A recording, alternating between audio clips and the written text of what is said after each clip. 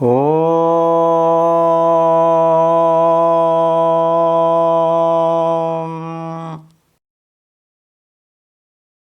Namaste. Hope all are happy. Happy to get connected with all the members again. Today we are going to touch upon a very, very important historical facts which turned out to be something, a strong message for all those who have trust on the divinity. There was a small village in which there is a Brahmin Purohit. He had a son. The Brahmin Purohit was devoted to a female deity. So as the father, the son also devotes his life in the services of this female deity. A small village, a small temple attracts the son Purohit. Over a period of time, due to his devotion, due to his ardent work, dedicated service, one day he becomes the head priest of that particular temple.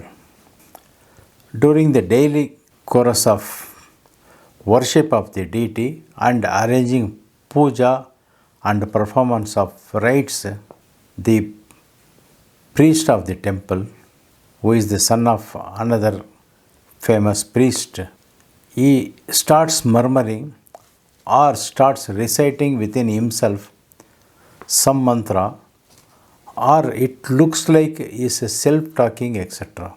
Many times the priest, engrossed in his own self-centered devotion towards the Devi, as a result, if someone speaks to him something, it doesn't go into his ears. Many think this man is a lunatic. Many conclude that he is an egoistic. Many think that he has got heavy head weight. Many think that he is arrogant. So on and so forth, remarks being poured on him. One day, the present king of the territory, who is also an ardent devotee of the Devi, visits the temple, and just on the way, he could not find the head priest. He asks some of the people who are there, "How about the head priest? Where is he?" Many people repeat what we discussed earlier. He is head weight. He is a lunatic person. He is a mentally disordered person, very arrogant, doesn't listen to anybody, so many things. Patiently hearing to all the comments, the king enters the temple to the sanctorium for offering his puja or offering his prayers. He encounters the head priest. The head priest offers him his namaskarams, his respects to the king. King also accepts. And in order to check whether the comments poured by the people around him, whether they are correct or not, the king asks the head priest, "What is Tithi today?" That is, as per the religious calendar, what is the date today? What is the significant? During that time, the priest is totally illuminated within himself, because from the last full moon day to the next full moon day, the priest has taken a vow to conduct a particular religious ritual, as a result of which the whole inner being of the priest gets totally illuminated, and he feels that he is surrounded by unexpected light of the divinity. It is at this time the king shoots the question, what Tithi is today. That is, what day is today.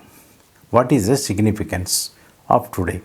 Unexpectedly, unintentionally, and without thinking for a second, the head priest says, today is Poornima, and today is Pournami, today is full moon day. By the way the head priest answers spontaneously, that too wrongly, the king is totally angered because that day was a no moon day or a new moon day, Amavasya.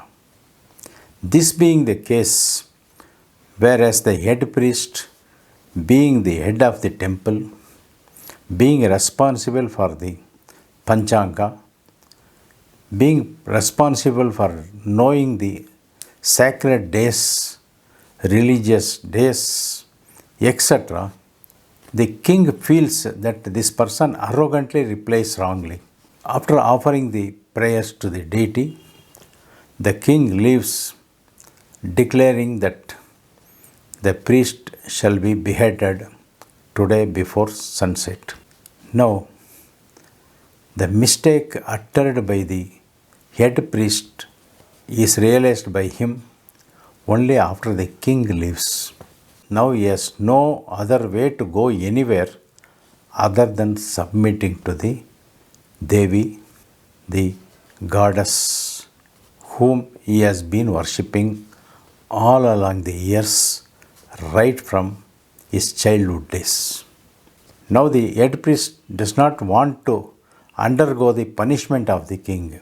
He puts all his might and quickly collects 100 ropes and also collects as much as ghee is possible, as much as firewood is possible, and he makes a swing of 100 ropes.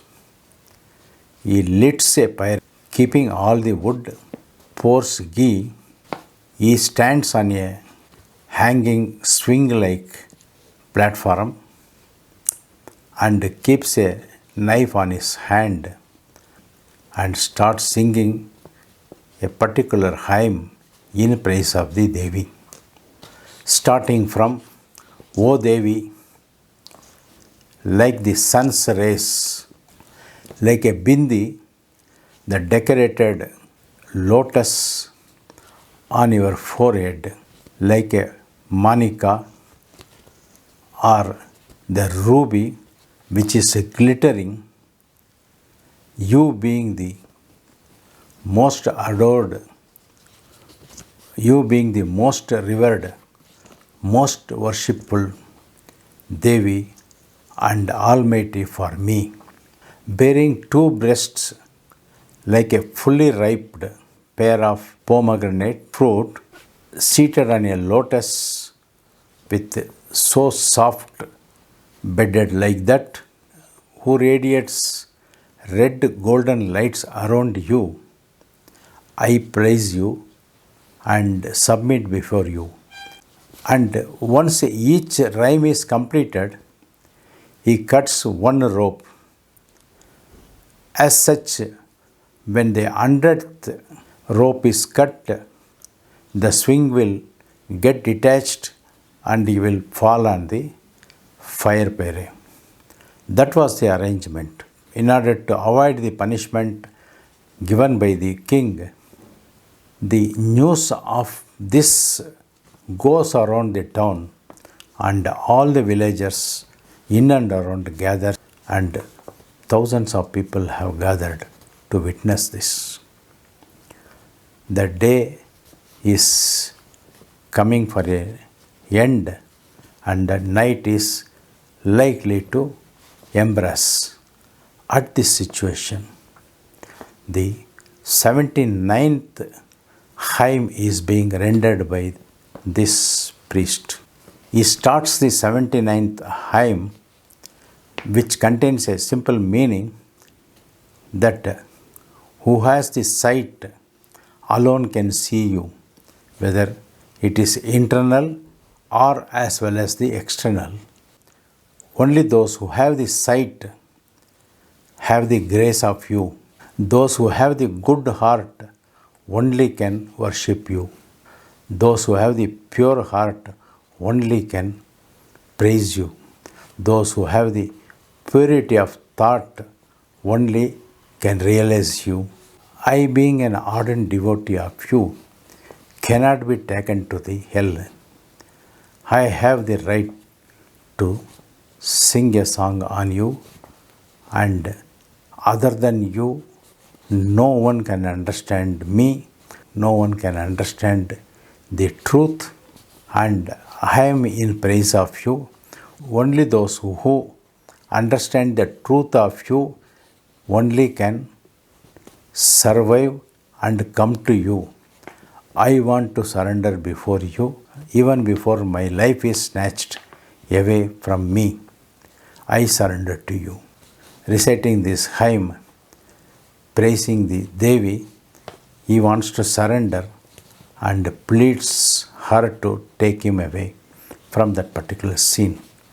By the time he completes the 79th hymn, the sunset also nears and darkness engulfs the whole area. The God sent by king to fetch this person also arrive there. At this juncture, suddenly there is a brightening light where Devi appears in the presence of everybody, and on showing her presence in front of the head priest, she takes her earring and throws the same into the sky. The earring of Devi travels and covers the moon, which is dark, and as a result, a dark night becomes a fully lighted night with moon appearing as a full moon. And the appearance of the moon is so special on that day. It is glittering. The shining of this moon is so in that night, it shone the whole darkness into light. All the people gathered there are astonished. What has happened? How it has happened? What is the might of this head priest? What is the grace that is falling on this head priest who has been looked so down by almost all the co-workers or the co-staff of the temple?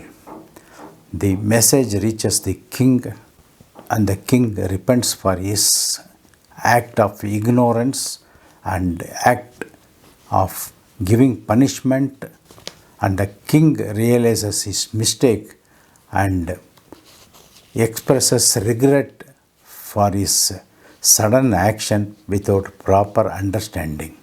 The king also gives a very big award for the head priest, and from that day the head priest is known as Abhirami Bhatta or Abhirami Bhattar.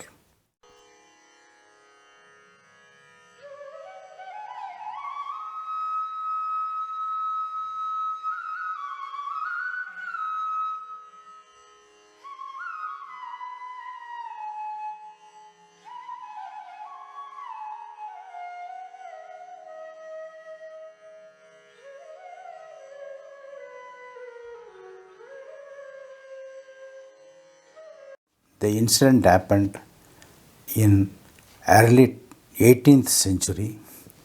The person who was the head priest, the original name is Subramania Iyer, son of Amrutalinga Iyer. The place where such incident happened is Tirukadiyur, 50 kilometers from Tamil Nadu, Kumbakonam. The Devi who is seated there is Abhirami Devi. The king who gave the punishment and repented later is Serfoji I Bhonsle, who ruled the Tanjavur Samasthanam from 1712 to 1728. The Sirfoji bone slave 1 was a Maratha king.